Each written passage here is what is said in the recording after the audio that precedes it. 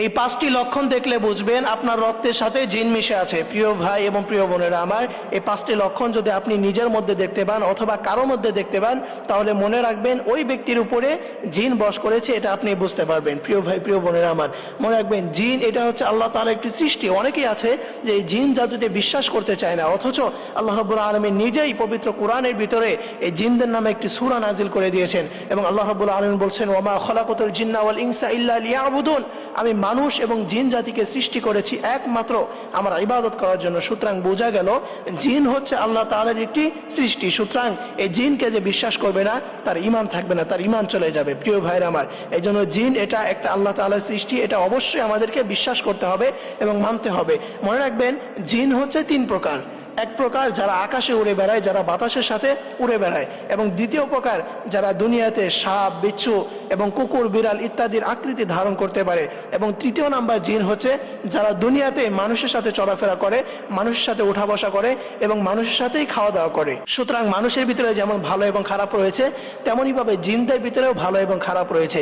এবং এই খারাপ জিন তারা যে কতটা ভয়ঙ্কর, এই খারাপ জিন যদি কারো উপর প্রভাব করে, কারো উপর যদি সে প্রভাব বিস্তার করে, তাহলে তার যে কি পরিমাণ ক্ষতি করতে পারে এটা আপনি কল্পনাও করতে পারবেন না। এই জন্য প্রিয় ভাই প্রিয় বোনেরা আমার, এই দুষ্ট জিনের প্রভাব থেকে আমাদেরকে বাঁচতে হবে। এই পাঁচটি লক্ষণ যদি আপনার মধ্যে দেখতে পান, তাহলে মনে রাখবেন যে আপনার রক্তের সাথে জিন মিশে আছে। প্রিয় ভাই প্রিয় বোনেরা আমার, এক নাম্বার লক্ষণ, যদি দেখেন যে আপনার স্বাস্থ্য কমে যাচ্ছে, একটা সময় দেখছেন আপনার স্বাস্থ্য অনেক ভালো ছিল, হঠাৎ করে আপনার স্বাস্থ্য শুকিয়ে যাচ্ছে, আপনার শরীরে রক্ত আস্তে আস্তে কমে যাচ্ছে, আপনি স্বাস্থ্য হারিয়ে ফেলতেছেন, এরকমটা যদি দেখেন, তাহলে মনে রাখবেন যে আপনার রক্তের সাথে জিন মিশে আছে, এই সম্ভাবনা রয়েছে। আপনি সাথে সাথে এটা চিকিৎসা করবেন। এবং দ্বিতীয় নাম্বারে রক্তের সাথে জিন মিশে আছে এটা বুঝবেন কিভাবে, যে পশমের গোড়ায় গোড়ায় ব্যথা হওয়া। প্রিয় ভাই প্রিয় বোনেরা আমার, এই শরীরের যে লোমগুলো থাকবে, এই লোমের গোড়ায় গোড়ায় যদি আপনার ব্যথা করে, অথবা এমন মনে হয় যে আপনার লোমের গোড়ায় গোড়ায় যেন কোনো কিছু চলতেছে, এরকম কিছু যদি আপনি ফিল করতে পারেন, তাহলে মনে রাখবেন যে আপনার রক্তের সাথে জিন মেশে আছে। এবং তৃতীয় নাম্বার যে আলামত, সেটি হচ্ছে স্মৃতিশক্তি দুর্বল হয়ে যাওয়া এবং সবকিছু ভুলে যাওয়া। আপনি এখন কি বলছেন, এখন কি করছেন, আপনার একটু পরে এটা মনে থাকতেছে না। আপনি এখন কি পড়ছেন, এটা একটু পরে সেই পড়াটা আপনার মনে থাকতেছে না। এরকমটা যদি মনে হয় যে আপনার আগে সবকিছু ভালো ছিল, কিন্তু হঠাৎ করে আপনার মেধাশক্তি দুর্বল হয়ে পড়ছে, আপনার স্মৃতিশক্তি হারিয়ে ফেলছেন, এরকমটা যদি মনে হয়, তাহলে মনে রাখবেন যে আপনার রক্তের সাথে জিন মিশে আছে, এই সম্ভাবনা রয়েছে। এবং চতুর্থ নম্বরে যে আলামত, সেটা হচ্ছে হঠাৎ অতিরিক্ত রাগ উঠে যাওয়া। যে আপনাকে কেউ কিছু বললে, আপনাকে ভালো বলো কতটা খারাপ বলো, অথবা সামান্য কিছুতে আপনার মেজাজ উগ্র হয়ে যাচ্ছে, আপনি হঠাৎ করে আপনার মেজাজ হারিয়ে ফেলছেন, আপনার অল্প কিছুতে আপনার রাগ উঠে যাচ্ছে, এরকমটা যদি মনে হয়, তাহলে মনে রাখবেন যে আপনার রক্তের সাথে জিন মিশে আছে, এই সম্ভাবনা রয়েছে।